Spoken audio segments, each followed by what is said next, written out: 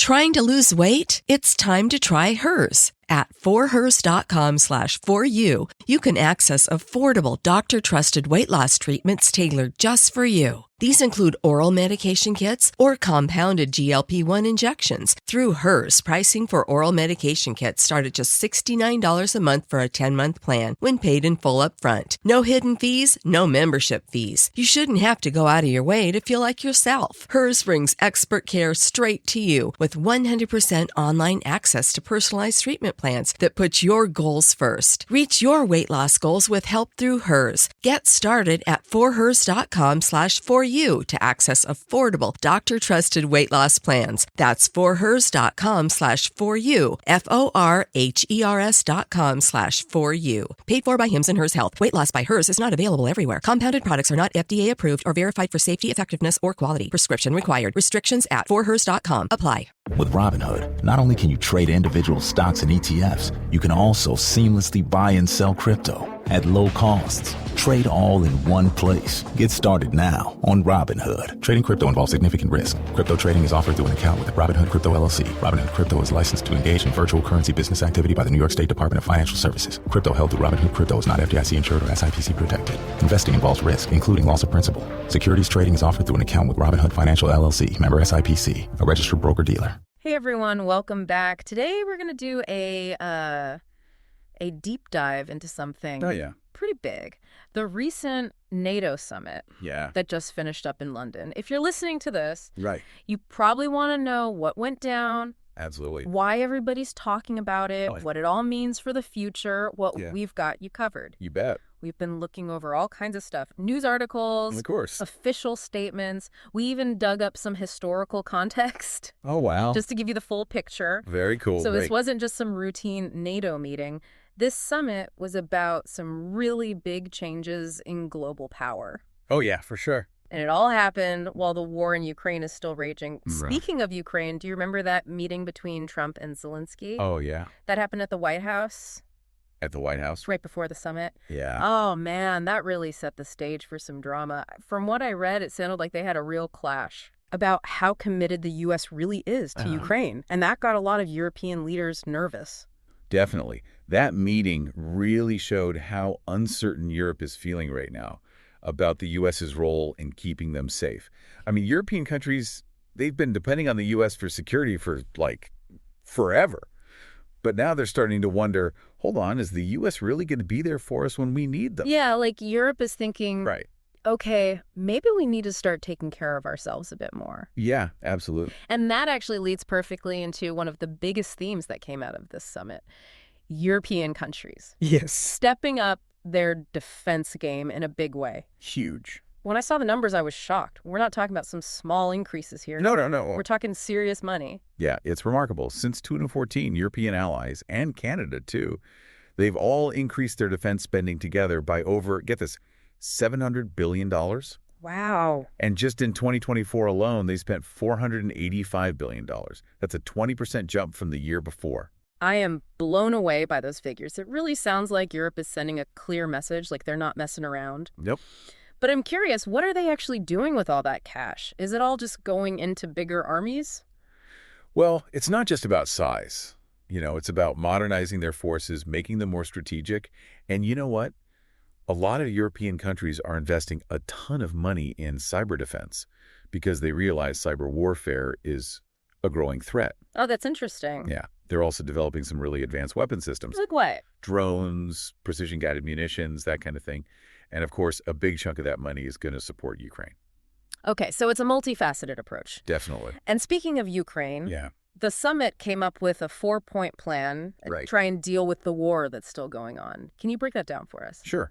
The first point is all about continuing the military aid to Ukraine and maybe even increasing it. This means giving them a bigger range of weapons, maybe even longer range missiles, so they can hit targets further inside Russia. I bet that's going to make some people in Moscow pretty upset. It could, yeah. And that leads us to the second point, which is about getting tougher on the economic sanctions against Russia. The goal is to really target those key parts of their economy and put the squeeze on them so they'll come to the negotiating table. So they're trying to squeeze Russia from both sides, Right. militarily and economically. Exactly. Now, the third point is all about making sure that any peace talks in the future have to respect Ukraine's borders and independence. No compromising on that. That sounds pretty non-negotiable. It is. And finally, the fourth point is maybe the most important and definitely the most controversial. They're talking about creating something called a coalition of the willing. Okay, I gotta admit, I'm a little confused about that. What does that even mean? Is it like a new mini NATO? Who's in it? And what are they supposed to do? It's not really a new organization. Think of it more like a group of countries that are willing to do more than just send aid. They're ready to get more involved in defending Ukraine. This could mean sending troops to Ukraine or giving them direct military help if Russia makes things worse. Wow. So is this Europe basically saying, we're ready to put boots on the ground even if other countries aren't? That's a pretty bold move, especially when you think about how risky it is to have a direct confrontation with Russia. Yeah, it is a bold move. Okay. And it definitely comes with some big risks. But it also shows how serious Europe is about this. They see what's happening in Ukraine not just as some far-off conflict, but as a direct threat to their own security and to the whole idea of a world based on rules. You know? Right. Because if a powerful country like Russia can just decide to invade its neighbor and there are no consequences for that, what's stopping them from doing it again? It sets a really dangerous precedent. Absolutely. But if we're talking about like a real confrontation with Russia, where does this coalition of the willing fit in with NATO? That's a great question. And it really gets to the heart of how things are changing between Europe and the United States. You know, that tension we talked about between Trump and Zelensky. Yeah. That wasn't just a one-time thing. Europe is starting to feel like they can't always count on the U.S. to have their back. So they're looking for other options, just in case. So this coalition is like Europe's way of saying, we're going to take care of our own security, even if the U.S. isn't totally with us. Exactly. It's a way for them to show they have power and influence on their own without needing the U.S. to make every decision for them. And this has been building for a while now. European countries have been slowly increasing their defense spending and working together more closely over the past decade. But this summit feels like a real turning point. It's like they're saying, we can't just sit around waiting for the U.S. to act. We have to do something ourselves. Yeah. But what about the specifics of this coalition? Do we know which countries are actually in it? They're still working out the details, but the main members will probably be the UK, France, Germany, Poland, and those Baltic states. Others might join depending on what the mission is and whether they're willing to send troops or resources. So it's not just a symbolic thing. They're actually talking about sending soldiers to Ukraine. Yep. That's huge. It is. What do you think Russia's reaction is going to be to all this? It's tough to say for sure, but I don't think they'll be thrilled about it. They've already been complaining that NATO is expanding eastward and threatening them, and this coalition will just make them feel even more like that. Sounds like this could really make things worse and increase the chances of the war spreading. It could. But didn't they also talk about a ceasefire plan at the summit? They did. There's a proposal for a truce, a one-month truce.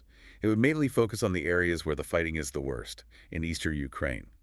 The idea is to give them a chance to have some peace talks, maybe start to trust each other a little more. I mean, it makes sense, but I just don't see how a one-month break is going to be enough to fix a conflict this deep. It's a long shot.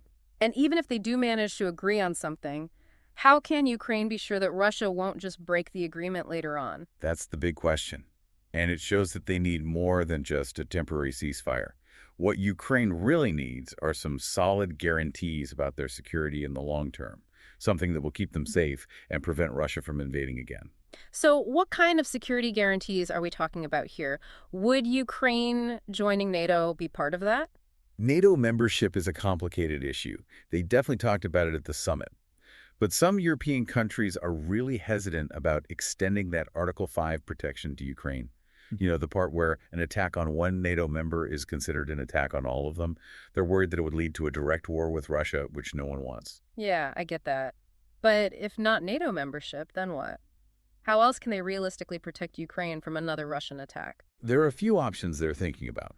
One idea is to give Ukraine a really strong security pact, something less than full NATO membership, but still with solid promises from the big powers to defend them if they're attacked again. Like a mini NATO just for Ukraine? Kind of like that. Another idea is to help Ukraine build up their own military so they can defend themselves against any future aggression from Russia. This means giving them advanced weapons, training, and intelligence. Basically making them too tough for Russia to mess with without getting hurt. Exactly. And then there's the economic side of things. The summit made it clear they're going to keep up the pressure on Russia with those sanctions and maybe even make them stronger. The message is those sanctions will stay in place until this conflict is resolved. They also talked about maybe using the Russian assets that have been seized to help pay for rebuilding Ukraine. Ooh, that's gotta sting. I can't imagine Russia's going to be happy about that. Probably not. It seems like they're trying to hit Russia from every angle. Military, economic, diplomatic. But is there a chance this could all backfire? Could putting this much pressure on Russia make them even more dangerous? There's definitely a risk. We're talking about a country with nuclear weapons that's feeling increasingly threatened and isolated. If you push them too hard, who knows what they might do? So how do you find that balance between standing up to their aggression and not making things worse? It feels like walking a tightrope. It is a delicate balance. And there are no easy answers. But one thing is for sure. This is not just about Ukraine anymore. This is about the future of Europe, the future of the relationship between Europe and the U.S., and the future of the whole global order. You're right. The summit wasn't just about negotiating some details. It was about some really fundamental changes in who has power on the world stage. Absolutely. And speaking of power dynamics, how do you think other big players like the U.S. are looking at this new, more assertive Europe? It's mixed. Some people in the U.S. see it as a good thing. They think a stronger, more independent Europe is actually in America's best interest. It frees up the U.S. to focus on other things like China, and it means Europe is sharing more of the responsibility for global security. Less reliance on the U.S., more shared responsibility. Exactly. But others are more worried. They're concerned that this could lead to a world that's more divided, where the U.S. and Europe drift apart and can't work together as effectively to solve global problems. There's also a concern that a more assertive Europe might start acting on its own without consulting the U.S., which could create friction and make diplomacy more difficult. So it's a double-edged sword. More autonomy for Europe could be good for the U.S., but it also comes with some risks. Definitely. What about Russia? How do you think they see this shift? For Russia, it's complicated. On the one hand, a more united and assertive Europe looks like a threat to them. It shows that their efforts to weaken NATO and divide the West haven't worked. That must be pretty frustrating for them, considering what they've been trying to do. For sure. But some analysts believe that Russia might actually see some opportunities in a more independent Europe. Really? I don't quite see it. Why would they want that? Because a more independent Europe might be more willing to deal with Russia on Russia's terms, without being held back by the transatlantic alliance. It could give Russia a chance to play European countries off against each other, taking advantage of any differences they have in their interests or goals. So a more fragmented Europe could actually work out in Russia's favor in the long run. It's possible. It all depends on how Russia decides to play its cards. And that's what makes this whole situation so fascinating and so unpredictable. We're at a real turning point in history, and the decisions that the key players make in the next few months and years will have a huge impact on the global order. It's like we're entering a whole new era, and the rules are being rewritten as we speak. And this coalition of the willing idea brings up a lot of questions about the future of NATO. If European countries are more willing to act on their own now, especially when it comes to military stuff, does that mean NATO is becoming less important? A lot of people are wondering that, and it's a tough question. Some people say it's a sign that NATO is getting weaker, that the whole transatlantic partnership is breaking down because they don't agree on everything anymore. They point to the fact that this coalition of the willing is doing its own thing outside of NATO's official structure. And they think that could make NATO less united and less effective. Yeah, it's like creating a whole separate system, which could get confusing, especially if they're not always on the same page. Right. But then there's another way to look at it. Some people see this as NATO adapting, not falling apart. They say NATO was created for a different world back when the main threat was the Soviet Union invading Western Europe. But the world's a lot different now. The threats are more complicated. So NATO has to change, too, to keep up with the times. Exactly. It's like if you tried to use an old tool for a new job. It just wouldn't work. The people who see this as adaptation say a more flexible NATO, one that lets these smaller groups of countries tackle specific problems, could actually make the alliance stronger. It could make them react faster and be more effective. I see what you mean. It's like having different tools in a toolbox, right? You wouldn't use a hammer to fix a leaky faucet. But it still leaves us with the question, what's going to happen to NATO in the future? Will it break up into smaller groups, each with their own agenda? Or can it stay together and have a clear purpose in a world where power is more spread out? That's the big question, and honestly, no one really knows the answer. It depends on a lot of things. How committed the member countries are, what happens with global security, and whether NATO can change and reform itself to keep up. So we're at a really important point in history, and the choices made in the next few years are going to have a huge impact. It's like we're at a crossroads, and one path leads to more division and chaos, while the other leads to a world where countries work together better to keep everyone safe. Yeah, the stakes are high. And that's why this NATO summit was so important. It wasn't just about Ukraine or Russia. It was about the future of the West, the future of global order, the future of peace and security for everyone in the 21st century. It's been awesome talking about all this with you, and I feel like we've just barely scratched the surface of this whole situation.